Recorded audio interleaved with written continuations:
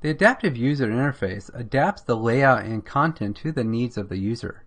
This means that if you have a user that has a 23-inch monitor, your web application will auto-adjust itself to fit that person's browser and still deliver a great experience. Whereas the person sitting next to that person may have an iPad viewing your site at 1024 resolution, and your website should automatically adjust to that browser as well, and the overall experience should not diminish. This is also known around the web as progressive enhancement, which incorporates responsive design, CSS and JavaScript modifications, and adaptive layouts that imply the use of only media queries. And also, adaptive layouts are also a mobile-first style. In other words, you are developing for the mobile phone and tablets first before you're actually designing for traditional web browsers. Adaptive layouts are part of the adaptive user interface, and in short, they're really just CSS media queries. These are expressions that can either be true or false. They can also be a container for different CSS styles. So you can say, you can have a CSS media query that says, if the minimum width of the viewport is 800 pixels, then use this block of styles. If the minimum width is 1200 pixels, then use this block of styles, and so on. So a CSS file can contain many different queries within it. So you can have minimum width 500, for example, if minimum width is 800 and maximum width is 1000, do something, so forth. So here's an example of what it would look like in a CSS file.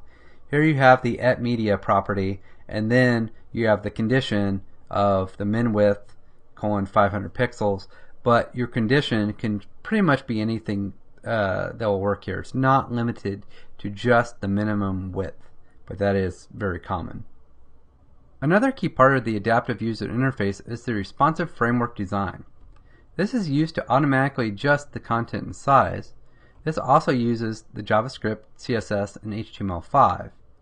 Some of the most popular frameworks out on the web today are Foundation, which we'll show in a demo, Bootstrap, Less Framework, YAML, and there are many more out there that can be used. This is just a short list.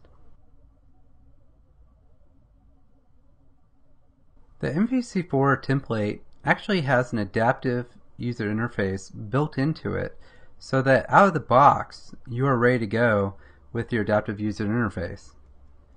So here I have just a basic MVC4 application that we used earlier. I'm going to go ahead and run it in our main web browser, and I'll show you how it will respond. So here it's full width. Obviously you see the page, how everything operates. So here's our main navigation, our logo's over here, and so forth.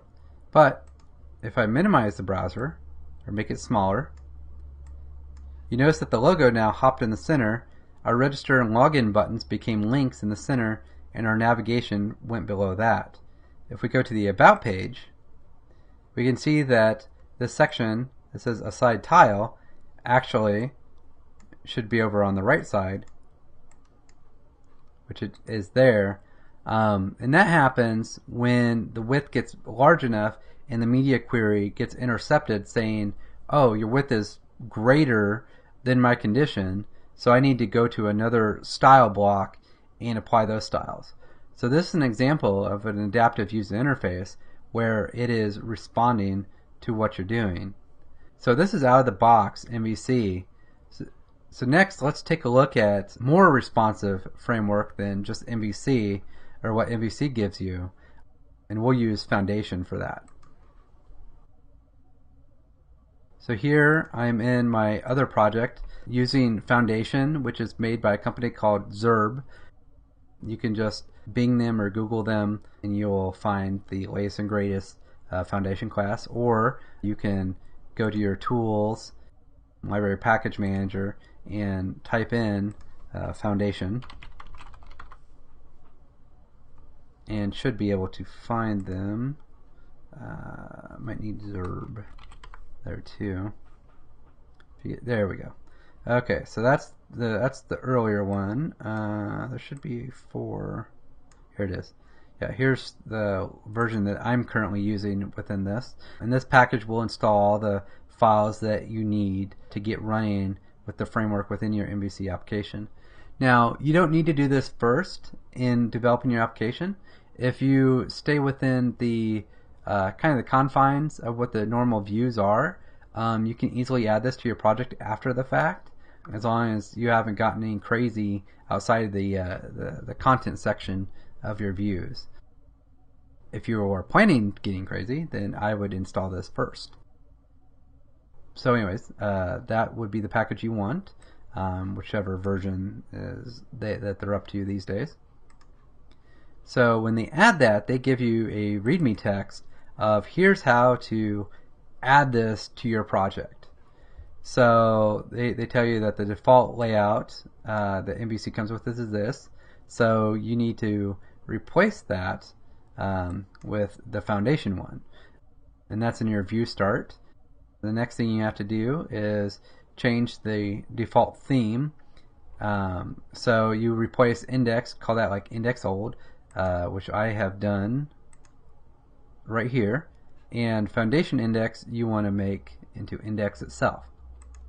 And you're not done yet. You have to rename the site CSS, either get rid of it or rename it.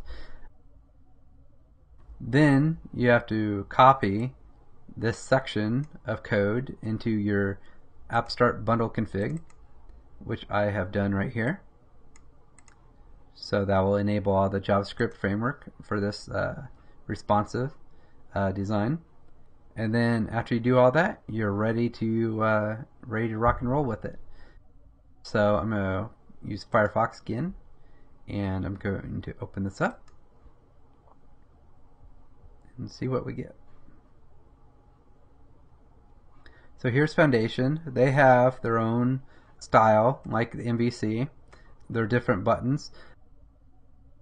Basically, if MVC had the standard for responsive framework, Foundation would be that, and it would get the Nobel Prize, if you will. So what you'll notice is things change when it gets smaller.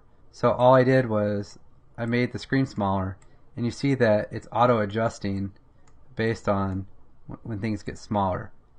Like the buttons automatically align differently, so everything's more readable when it gets smaller and smaller.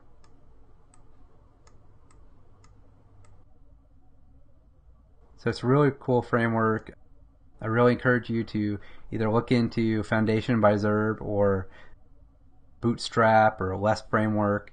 Any of those will be really, really cool for you to have in your next web application.